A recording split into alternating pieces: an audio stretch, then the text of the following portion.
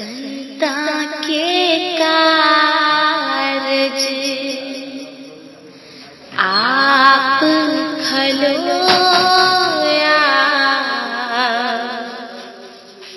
हर काम करावण आया राम। ਦੋਸਤੋ ਅੱਜ ਜਦੋਂ ਬਾਬਾ ਜੀ ਪੰਡਾਲ ਵਿੱਚ ਆਏ ਤਾਂ ਆਹੀ ਸ਼ਬਦ ਚੱਲ ਰਿਹਾ ਸੀ। ਬਾਬਾ ਜੀ ਸਟੇਜ ਤੇ ਅੱਜ 9 ਵਜੇ ਆ ਗਏ ਸੀ ਤੇ 5 ਮਿੰਟ ਸ਼ਬਦ ਸੁਣਨ ਤੋਂ ਬਾਅਦ ਕੁਐਸਚਨ ਆਨਸਰ ਸੈਸ਼ਨ ਸਟਾਰਟ ਹੋ ਗਿਆ ਸੀ ਤੇ ਅੱਜ 16 ਅਕਤੂਬਰ ਨੂੰ ਡੇਰੇ ਬਿਆਸ ਵਿੱਚ ਘੱਟ ਹੀ ਸੰਗਤ ਸੀ। ਜਿਹੜੇ ਦੋਸਤ ਗਏ ਹੋਣੇ ਆ ਉਹਨਾਂ ਨੇ ਦੇਖਿਆ ਹੋਣਾ।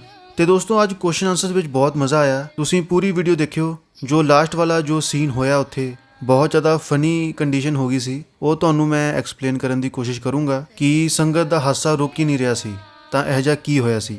ਤੇ ਬਾਬਾ ਜੀ ਨੇ ਵੀ ਜੋ ਰਿਪਲਾਈ ਵਿੱਚ ਕਿਹਾ ਉਸ ਦੇ ਉੱਤੇ ਵੀ ਸੰਗਤ ਬਹੁਤ ਜ਼ਿਆਦਾ ਹੱਸੀ ਕਿਉਂਕਿ ਸਿਚੁਏਸ਼ਨ ਹੀ ਕੁਝ ਐਦਾਂ ਦੀ ਹੋ ਗਈ ਸੀ। ਤਾਂ ਸੁਣਿਓ ਲਾਸਟ ਤੱਕ। हर काम करावण आया राम। दोस्तों पहला क्वेश्चन अपने एक दोस्त ने ही पूछा कि बाबा जी मैं एक गायक हूँ, मुझे गायकी करनी चाहिए या केवल शब्द ही पढ़ने चाहिए। तो बाबा जी ने कहा बेटा ये आपका निर्णय है, जैसा आपको सही लगता है वैसा करें। दोस्तों मैं तो सब शॉर्ट विच दसूँगा। दूसरा क्वेश्चन भी उसी ने पूछा कि बाबा जी जब भी मैं सुबह 3 बजे उठता हूँ तो मन में एक नेगेटिव विचार आने लगते हैं, नेगेटिव थिंकिंग, तो उस वक्त क्या करना चाहिए। बेटा मन में ख्याल आते रहते हैं, कुछ ना कुछ चलता रहता है, इसलिए भजन सिमरन के साथ जुड़ेंगे तो माहौल बनेगा, अपने आप नेगेटिव ख्याल से निकलेंगे। नेक्स्ट क्वेश्चन एक गर्ल ने पूछा कि बाबा जी कुछ समझा दो जो लाइफ में काम आए। कुछ ਇਹ ਜਿਹਾ ਹੀ ਉਹਨੇ ਕੁਐਸਚਨ ਪੁੱਛਿਆ ਸੀ ਤਾਂ ਬਾਬਾ ਜੀ ਨੇ ਕਿਸੇ ਗੱਲ ਤੇ ਉਹਨੂੰ ਕੰਪਨੀ ਬਾਰੇ ਕਿਹਾ ਕਿ ਆਪਾਂ ਨੂੰ ਇੱਕ ਦੂਜੇ ਨੂੰ ਕੰਪਲੀਮੈਂਟ ਦੇਣਾ ਚਾਹੀਦਾ। ਹੁਣ ਹਰੇਕ ਕੋਈ ਪਰਫੈਕਟ ਨਹੀਂ ਹੁੰਦਾ, ਪੋਜ਼ਿਟਿਵ ਨੈਗੇਟਿਵ ਪੁਆਇੰਟ ਸਾਰਿਆਂ ਵਿੱਚ ਹੁੰਦੇ ਆ ਤਾਂ ਸਾਨੂੰ ਉਹਨੂੰ ਬਦਲਣ ਦੀ ਕੋਸ਼ਿਸ਼ ਨਹੀਂ ਕਰਨੀ ਚਾਹੀਦੀ, ਐਕਸੈਪਟ ਕਰਨਾ ਚਾਹੀਦਾ ਤੇ ਪਰਖ ਉਹਦੀ ਨਹੀਂ ਕਰਨੀ ਚਾਹੀਦੀ। ਇੱਕ ਦੂਜੇ ਨੂੰ ਆਪਾਂ ਕੰਪਲੀਮੈਂਟ ਦਈਏ, ਐਪਰੀਸ਼ੀਏਟ ਕਰੀਏ। ਲਾਈਕ ਜਿਵੇਂ ਕੋਈ ਕੁਝ ਕਰ ਰਿਹਾ ਹੈ, ਕੁਝ ਵਧੀਆ ਕਰ ਰਿਹਾ, ਸਾਨੂੰ ਉਹਦੀ ਤਾਰੀਫ ਕਰਨੀ ਚਾਹੀਦੀ ਹੈ, ਐਪਰੀਸ਼ੀਏਟ ਕਰਨਾ ਚਾਹੀਦਾ। ਉਸ ਦੇ ਵਿੱਚੋਂ ਸਾਨੂੰ ਪੋਜ਼ਿਟਿਵਿਟੀ ਦੇਖਣੀ ਚਾਹੀਦੀ ਹੈ। नेक्स्ट क्वेश्चन सेम किसी ने नेगेटिव थाट्स बारे पूछा। बेटा हमारे मन में ख्याल आते रहते हैं, अब जैसे हम रोशनी पर ध्यान देंगे तो हम वहाँ जाएंगे और अगर अंधेरे पे ध्यान दोगे तो वहाँ जाएंगे। कोई ना कोई थाट्स तो चलते रहते हैं, इसलिए अच्छी चीज़ पे ध्यान दो। नेक्स्ट क्वेश्चन एक बीबी जी ने पूछा कि बाबा जी जदों एक वैराग जागदी है, एक तड़प जागदी है, उस वक्त की करना चाहिए।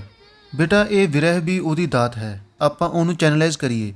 ਦੇਣ ਵਾਲੇ ਨੇ ਤਾਂ ਦੇਤੀ, ਹੁਣ ਆਪਣੇ ਉੱਤੇ ਮਨਸਰ ਹੈ ਕਿ ਆਪਾਂ ਉਹਦੀ ਕਦਰ ਕਿਵੇਂ ਕਰਦੇ ਹਾਂ। ਸਾਨੂੰ ਹੋਰ ਭਜਨ ਸਿਮਰਨ ਕਰਨਾ ਚਾਹੀਦਾ ਉਸ ਵਕਤ। ਅਗਲਾ ਕੁਐਸਚਨ ਕਿਸੇ ਨੇ ਪ੍ਰਸ਼ਾਦ ਬਾਰੇ ਪੁੱਛਿਆ ਤਾਂ ਬਾਬਾ ਜੀ ਨੇ ਕਿਹਾ ਜੋ ਉਹਨੇ ਦਿੱਤਾ ਹੈ ਉਹ ਸਭ ਪ੍ਰਸ਼ਾਦ ਹੈ ਤਾਂ ਉਸ ਦੀ ਕਦਰ ਕਰੋ। ਨੈਕਸਟ ਕੁਐਸਚਨ ਕਿਸੇ ਨੇ ਸੇਵਾ, ਮੈਡੀਟੇਸ਼ਨ ਤੇ ਸ਼ੁਕਰਾਨਾ ਬਾਰੇ ਪੁੱਛਿਆ। ਬਾਬਾ ਜੀ ਨੇ ਕਿਹਾ ਜਦੋਂ ਮਾਲਿਕ ਨੇ ਇਨਸਾਨ ਦਾ ਜਾਮਾ ਦਿੱਤਾ ਸੀ, ਜੋ ਉਹਨੇ ਦੇਣਾ ਸੀ ਦੇਤਾ, ਆਪਾਂ ਨੂੰ ਸਿਰਫ ਅਹਿਸਾਸ ਚਾਹੀਦਾ ਬੇਟਾ, ਉਹ ਰੀਅਲਾਈਜੇਸ਼ਨ ਚਾਹੀਦੀ ਹੈ। ਜਾਗਰਤ ਅਵਸਥਾ ਵਿੱਚ ਆਪਾਂ ਉਹਦੀ ਪਹਿਚਾਣ ਕਰ ਸਕੀਏ। ਭਜਨ ਬੰਦਗੀ ਤਾਂ ਹੀ ਸਾਨੂੰ ਦੱਸੀ ਜਾਂਦੀ ਹੈ, ਕਰਨੀ ਨਾਲ ਆਪਾਂ ਜ਼ਾਹਿਰ ਕਰੀਏ। ਅਗਲਾ ਕੁਐਸਚਨ ਵੀ ਦੋਸਤੋ ਇੱਕ ਲੇਡੀ ਨੇ ਸੇਮ ਹੀ ਪੁੱਛਿਆ। ਬਾਬਾ ਜੀ ਨੇ ਕਿਹਾ ਇਹ ਲਫ਼ਜ਼ਾਂ ਨਾਲ ਦਾਇਰਾ ਛੋਟਾ ਹੋ ਜਾਊਗਾ, ਸੋ ਇਹ ਲਫ਼ਜ਼ਾਂ ਦੇ ਦਾਇਰੇ ਤੋਂ ਅੱਗੇ ਵਧੀਏ। ਜੇ ਉਹ ਦੇਣ ਦੀ ਤਾਕਤ ਰੱਖਦਾ ਹੈ ਤਾਂ ਕੀ ਜਾਣਨ ਦੀ ਤਾਕਤ ਨਹੀਂ ਰੱਖਦਾ। ਅਗਲਾ ਕੁਐਸਚਨ ਕਿਸੇ ਬੰਦੇ ਨੇ ਪੁੱਛਿਆ ਗੁਨਾਹਗਾਰ ਹਾਂ ਬਖਸ਼ ਲੈ ਬਖਸ਼ ਲੈ। ਬਾਬਾ ਜੀ ਨੇ ਕਿਹਾ ਬੇਟਾ ਹੱਲ ਉੱਤੇ ਧਿਆਨ ਰੱਖੀਏ, ਸੋਲਿਊਸ਼ਨ ਕਰਨੀ ਨਾਲ ਜ਼ਾਹਿਰ ਕਰੀਏ ਕਿ ਸਾਨੂੰ ਕੀ ਚਾਹੀਦਾ। ਇਹ ਕਰਮ ਤਾਂ ਸਾਰਿਆਂ ਦੇ ਆ ਤਾਂ ਹੀ ਆਪਾਂ ਇੱਥੇ ਆ, ਗੁਨਾਹਗਾਰ ਤਾਂ ਸਭ ਆ। ਅਗਲਾ ਕੁਐਸਚਨ ਬਾਬਾ ਜੀ ਗਾਈਡੈਂਸ ਦੇਵੋ ਮੈਂ ਲਾਈਫ 'ਚ ਯਾਦ ਰੱਖਾਂ। ਇਨ ਸ਼ਾਰਟ ਬਾਬਾ ਜੀ ਨੇ ਕਿਹਾ ਲਾਈਫ 'ਚ ਇੱਕ ਲਕਸ਼ ਹੁੰਦਾ, ਮਿਹਨਤ ਕਰੋ, ਜੋ ਮਾਲਿਕ ਠੀਕ ਸਮਝੇਗਾ ਕਰੂਗਾ, ਮਿਹਨਤ ਤੋਂ ਪਿੱਛੇ ਨਹੀਂ ਹਟਣਾ। ਅਗਲਾ ਦੋਸਤੋ ਮੈਨੂੰ ਇੱਕ ਪੁਆਇੰਟ ਯਾਦ ਆ, ਪਿਆਰ ਨੂੰ ਆਪਣੀ ਤਾਕਤ ਬਣਾਓ, ਕਮਜ਼ੋਰੀ ਨਹੀਂ। ਇਹ ਨਹੀਂ ਸੋਚਣਾ ਕਿ ਕੱਲ੍ਹ ਨੂੰ ਜੇ ਮਾਂ ਨਹੀਂ ਹੋਊਗੀ ਤਾਂ ਕੀ ਕਰੂੰਗੀ। ਜੋ ਉਹ ਚਾਹੁੰਦੇ ਸੀ ਆਪਾਂ ਨੇ ਉਹ ਕਰਨਾ, ਉਹਨਾਂ ਦੇ ਹੁਕਮ 'ਚ ਰਹਿਣਾ। ਤਾਂ ਉਸੇ ਲੜਕੀ ਨੇ ਕਿਹਾ ਕਿ ਬਾਬਾ ਜੀ 2 ਲਾਈਨ ਬੋਲੋ ਪਲੀਜ਼ ਜੋ ਮੈਂ ਯਾਦ ਰੱਖਾਂ। ਬਾਬਾ ਜੀ ਇਸ ਪਲ ਨੂੰ ਯਾਦਗਾਰ ਬਣਾਓ, 2 ਲਾਈਨਾਂ ਬੋਲੋ ਪਲੀਜ਼। ਬਾਬਾ ਜੀ ਨੇ ਕਿਹਾ ਇੰਨਾ ਕੁਛ ਤਾਂ ਮੈਂ ਬੋਲਤਾ, ਹੁਣ ਕਸਰ ਰਹਿ ਗਈ ਕੋਈ। ਸੰਗਤ ਹੱਸੀ। ਨੈਕਸਟ ਕੁਐਸਚਨ ਕਿਸੇ ਨੇ ਭੂਤ ਪ੍ਰੇਤ ਬਾਰੇ ਪੁੱਛਿਆ। ਬੇਟਾ ਇਹ ਮਨ ਦੀ ਕਮਜ਼ੋਰੀ ਹੈ, ਆਪਣੀਆਂ ਕਮਜ਼ੋਰੀਆਂ ਕਰਕੇ ਬੇਟਾ ਆਪਾਂ ਇਹ ਚੀਜ਼ਾਂ ਲੈ ਕੇ ਬੈਠ ਜਾਂਦੇ ਹਾਂ। ਇਹ ਮਨ ਹੀ ਤੰਗ ਕਰਦਾ ਇਹ ਸਭ ਚੀਜ਼ਾਂ ਸਾਹਮਣੇ ਰੱਖ ਕੇ। ਹੋਰ ਵੀ ਬਾਬਾ ਜੀ ਨੇ ਉਹਨੂੰ ਐਕਸਪਲੇਨ ਕੀਤਾ ਸੀ, ਤੁਹਾਨੂੰ ਪਤਾ ਮੈਂ ਇਹ ਸਭ ਸ਼ਾਰਟ ਵਿੱਚ ਦੱਸ ਰਿਹਾ। ਨੈਕਸਟ ਕਿਸੇ ਨੇ ਕੋਈ ਕੁਐਸਚਨ ਪੁੱਛਿਆ ਸੀ ਤਾਂ ਬਾਬਾ ਜੀ ਨੇ ਕਿਹਾ ਬੇਟਾ ਮੇਰੇ ਮਨ ਵਿੱਚ ਵੀ ਇੱਕ ਇੱਛਾ ਹੈ ਜੋ ਕਿ ਪੂਰੀ ਨਹੀਂ ਹੋ ਰਹੀ। ਤਾਂ ਸੰਗਤ ਹੱਸ ਪਈ। ਮੇਰੀ ਇਹ ਇੱਛਾ ਹੈ ਕਿ ਤੁਸੀਂ ਸਾਰੇ ਭਜਨ ਸਿਮਰਨ ਕਰੋ। ਕਿਸੇ ਲੜਕੇ ਨੇ ਪੁੱਛਿਆ, ਬਾਬਾ ਜੀ ਮੈਂ ਭਜਨ ਸਿਮਰਨ ਦੇ ਬਾਰੇ ਜੇ ਕੋਈ ਗੱਲ, ਜੇ ਕੋਈ ਅਵਸਥਾ ਸ਼ੇਅਰ ਕਰਾਂ ਤਾਂ ਉਹਦਾ ਕੋਈ ਮੈਨੂੰ ਇਨ ਫਿਊਚਰ ਨੁਕਸਾਨ ਤਾਂ ਨਹੀਂ? ਉਸ ਨੂੰ ਭਜਨ ਸਿਮਰਨ ਦੇ ਵਿੱਚ ਜੋ ਪ੍ਰੋਗਰੈਸ ਲੈ ਕੇ ਇੱਕ ਕੁਐਸਚਨ ਸੀ, ਉਹਨੂੰ ਅਸ਼ੰਕਾ ਸੀ। ਉਹਨੇ ਇਸ ਤਰ੍ਹਾਂ ਪੁੱਛਿਆ। ਬਾਬਾ ਜੀ ਨੇ ਕਿਹਾ, ਬੇਟਾ ਸੰਤ ਮਹਾਤਮਾ ਆਉਂਦੇ ਆ ਤਾਂ ਇੱਕੋ ਗੱਲ ਸਾਡੇ ਸਾਹਮਣੇ ਰੱਖਦੇ ਆ, ਸਾਨੂੰ ਉਹਨਾਂ ਦੇ ਉਪਦੇਸ਼ 'ਤੇ ਧਿਆਨ ਰੱਖਣਾ ਚਾਹੀਦਾ। ਆਪਾਂ ਜਿਸ ਚੀਜ਼ ਦੇ ਲਾਇਕ ਸੀ ਉਹਨੇ ਦੇਤਾ, ਹੁਣ ਕਦਰ ਕਰਨ ਦੀ ਲੋੜ ਹੈ, ਪਹਿਚਾਨ ਦੀ ਲੋੜ ਹੈ।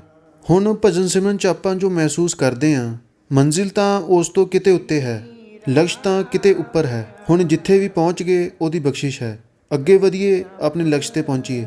ਫਿਰ ਉਸ ਮੁੰਡੇ ਨੇ ਕਿਹਾ, ਮੈਨੂੰ ਅਸ਼ੰਕਾ ਹੈ ਕਿ ਉਹ ਸਹੀ ਹੈ ਜਾਂ ਗਲਤ ਜੋ ਉਸਨੇ ਦੇਖਿਆ। ਬੇਟਾ ਜਿਵੇਂ ਘੋੜੇ 'ਤੇ ਬਲਿੰਕਰਸ ਲੱਗੇ ਹੁੰਦੇ ਆ, ਉਹ ਤਾਂ ਵੀ ਉਹ ਅੱਗੇ ਪਿੱਛੇ ਨਾ ਦੇਖੇ ਤੇ ਸਿੱਧਾ ਚੱਲੇ, ਉਸ ਤਰ੍ਹਾਂ ਹੀ ਆਪਾਂ ਨੇ ਅੱਗੇ ਪਿੱਛੇ ਨਹੀਂ ਦੇਖਣਾ, ਆਪਣਾ ਫੋਕਸ ਆਪਣੇ ਲਕਸ਼ ਵੱਲ ਰੱਖਣਾ ਹੈ ਤੇ ਅੱਗੇ ਵਧਣਾ, ਕੋਈ ਪਰਖ ਵਿੱਚ ਨਹੀਂ ਪੈਣਾ। ਨੈਕਸਟ ਕੁਐਸਚਨ, ਬਾਬਾ ਜੀ ਤੁਸੀਂ ਜਾਨੀ ਜਾਨ ਹੋ। ਬਾਬਾ ਜੀ ਨੇ ਉਹਨੂੰ ਵਿੱਚੇ ਰੋਕ ਕੇ ਕਿਹਾ ਕਿ ਬੇਟਾ ਜਾਣ ਕੇ ਆਪਾਂ ਨੇ ਕੀ ਕਰਨਾ, ਮਕਸਦ ਤਾਂ ਇੱਕ ਹੀ ਆਪਣਾ, ਤਾਂ ਉਸ ਦੀ ਤਰਫ ਵਧੀਏ। ਨੈਕਸਟ ਕੁਐਸਚਨ, ਬਾਬਾ ਜੀ ਮੈਂ ਆਪਣੀ ਪੜ੍ਹਾਈ ਲਈ, ਪੈਸ਼ਨ ਲਈ ਕੋਈ ਗਲਤ ਡਿਸੀਜ਼ਨ ਤਾਂ ਨਹੀਂ ਲੈ ਰਿਹਾ? ਬੇਟਾ ਮਾਂ-ਬਾਪ ਜੋ ਵੀ ਡਿਸੀਜ਼ਨ ਲੈਂਦੇ ਆ ਸਾਡੇ ਵਾਸਤੇ ਸਹੀ ਕਰਦੇ ਆ, ਉਹਨਾਂ ਦਾ ਡਿਸੀਜ਼ਨ ਵੀ ਜ਼ਰੂਰੀ ਹੈ, ਬੇਸਿਕ ਕੁਆਲੀਫਿਕੇਸ਼ਨ ਬਹੁਤ ਜ਼ਰੂਰੀ ਹੈ, ਹੋਰ ਚੀਜ਼ਾਂ 'ਤੇ ਵੀ ਧਿਆਨ ਦੇਵੋ, ਪੈਸ਼ਨ ਵੀ ਜ਼ਰੂਰੀ ਹੈ। ਕੁਝ ਐਦਾਂ ਬਾਬਾ ਜੀ ਨੇ ਉਹਨੂੰ ਸਮਝਾਇਆ। ਨੈਕਸਟ ਕੁਐਸਚਨ ਵੀ ਉਸੇ ਮੁੰਡੇ ਨੇ ਪੁੱਛਿਆ ਕਿ ਬਾਬਾ ਜੀ ਮੈਂ ਟੋਪੀਆਂ ਬਹੁਤ ਪਾਉਂਦਾ, ਝੂਠ ਬਹੁਤ ਬੋਲਦਾ, ਤਾਂ ਸੰਗਤ ਬਹੁਤ ਹੱਸੀ। ਉਹਨੇ ਕਿਹਾ, ਬਾਬਾ ਜੀ ਕੋਈ ਚੱਕਰ ਤਾਂ ਨਹੀਂ? ਬਾਬਾ ਜੀ ਨੇ ਕਿਹਾ, ਹੁਣ ਤਾਂ ਬੇਟਾ ਤੂੰ ਆਪੇ ਬੋਲਤਾ, ਹੁਣ ਮੈਨੂੰ ਕੀ ਪਤਾ ਤੂੰ ਝੂਠ ਬੋਲਦਾ ਜਾਂ ਸੱਚ। ਸੰਗਤ ਹੱਸੀ। ਅਗਲਾ ਦੋਸਤੋ ਇੱਕ ਪੁਆਇੰਟ ਆ, ਬਾਬਾ ਜੀ ਨੇ ਕਿਹਾ ਪਿਆਰ ਵਿੱਚ ਛੋਟੀ ਜਿਹੀ ਵੀ ਐਕਸਪੈਕਟੇਸ਼ਨ ਰੱਖੀ ਆ ਤਾਂ ਉਹ ਪਿਆਰ ਨਹੀਂ, ਪਿਆਰ ਵਿੱਚ ਕੋਈ ਐਕਸਪੈਕਟੇਸ਼ਨ ਨਹੀਂ ਹੁੰਦੀ। ਨੈਕਸਟ ਕੁਐਸਚਨ, ਬਾਬਾ ਜੀ ਮੈਂ ਇਸ ਲਾਇਕ ਨਹੀਂ ਸੀ ਕਿ ਤੁਹਾਡੇ ਸਾਹਮਣੇ ਖੜਾ। ਬਾਬਾ ਜੀ ਕਹਿੰਦੇ, ਮੈਂ ਵੀ ਬੇਟਾ ਤੁਹਾਡੇ ਲਾਇਕ ਨਹੀਂ ਸੀ। ਆਪਾਂ ਆਪਣੇ ਆਪ ਨੂੰ ਨੀਚਾ ਕਿਉਂ ਦਿਖਾਉਂਦੇ ਹਾਂ? ਸਾਨੂੰ ਜੋ ਹੁਜ਼ੂਰ ਨੇ ਹੁਕਮ ਦਿੱਤਾ ਉਹ ਕਰਨਾ। ਨੈਕਸਟ ਕੁਐਸਚਨ ਵੀ ਉਸੇ ਨੇ ਪੁੱਛਿਆ, ਬਾਬਾ ਜੀ ਭਜਨ ਸਿਮਰਨ ਕਰਦੇ ਵਕਤ ਸਵੇਰੇ ਨੀਂਦ ਬਹੁਤ ਆਉਂਦੀ ਹੈ। ਬੇਟਾ ਮਨ ਨੂੰ ਥੋੜੀ ਜਿਹੀ ਵੀ ਸ਼ਾਂਤੀ ਮਿਲਦੀ ਆ ਤਾਂ ਨੀਂਦ ਆ ਜਾਂਦੀ ਹੈ, ਜਦ ਸੁਰਤ ਚੜ੍ਹਦੀ ਆ ਤਾਂ ਨੀਂਦ ਆਉਂਦੀ ਹੈ। ਇਹ ਅਵਸਥਾ ਤੋਂ ਵੀ ਉੱਪਰ ਉੱਠਣਾ ਆਪਾਂ।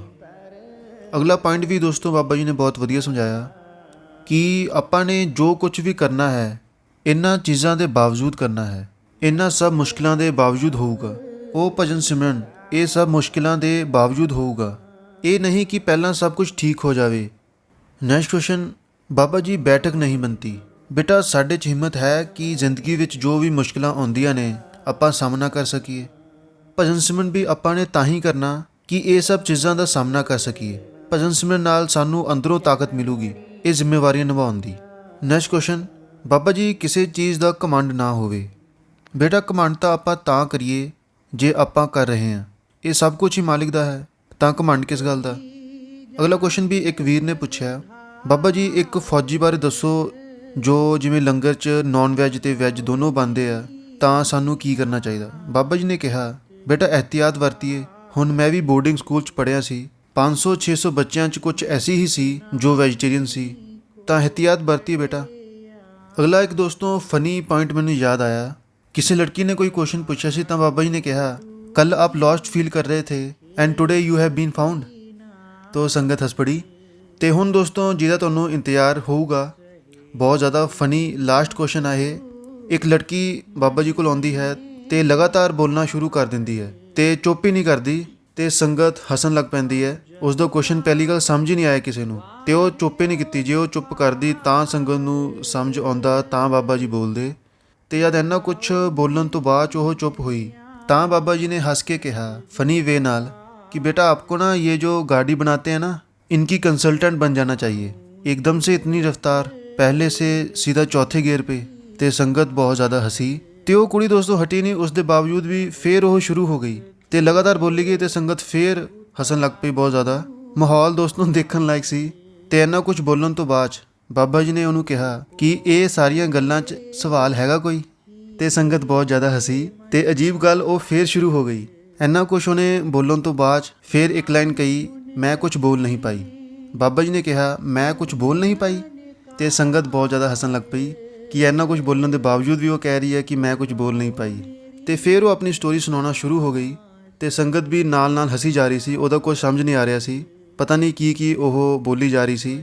ਤੇ ਉਸ ਦੇ ਚੁੱਪ ਹੋਣ ਤੋਂ ਬਾਅਦ ਬਾਬਾ ਜੀ ਨੇ ਸਮਾਈਲ ਕਰਦੇ ਹੋਏ ਕਿਹਾ, ਅਬ ਮੇਰੀ ਵਾਰੀ ਹੈ ਬੋਲਣੇ ਕੀ। ਤੇ ਸੰਗਤ ਉਸ ਤੋਂ ਵੀ ਜ਼ਿਆਦਾ ਸੀ ਤੇ ਇਹ ਕੁਛ ਅੱਜ ਮਾਹੌਲ ਉੱਥੇ ਬਣਿਆ ਹੋਇਆ ਸੀ। ਖੈਰ ਤਾਂ ਦੋਸਤੋ, ਇਹ ਅੱਜ ਨਿਊਜ਼ ਸ਼ੇਅਰ ਕਰਨੀ ਸੀ ਤੁਹਾਡੇ ਨਾਲ। ਜੋ ਦੋਸਤ ਉੱਥੇ ਮੌਜੂਦ ਸੀ ਉਹ ਵੀ ਦੱਸ ਸਕਦੇ ਆ, ਤੇ ਤੁਸੀਂ ਚੈਨਲ ਨੂੰ ਸਬਸਕ੍ਰਾਈਬ ਵੀ ਕਰ ਸਕਦੇ ਹੋ ਤੇ ਬੈਲ ਆਈਕਨ ਪ੍ਰੈਸ ਕਰਕੇ ਆਲ ਤੇ ਕਰ ਦਿਓ ਤਾਂ ਜੋ ਮੇਰੀ ਵੀਡੀਓਜ਼ ਦੇ ਅਪਡੇਟਸ ਤੁਹਾਡੇ ਤੱਕ ਪਹੁੰਚਦੇ ਰਹਿਣ। ਮੈਂ ਤੁਹਾਡਾ ਦੋਸਤ ਦਵਿੰਦਰ ਸਿੰਘ, ਮਿਲਦਾ ਅਗਲੀ ਵੀਡੀਓ 'ਚ। Take care, bye bye. पढ़ते बहुत अपार मेहर से पहुँची 10वें द्वार।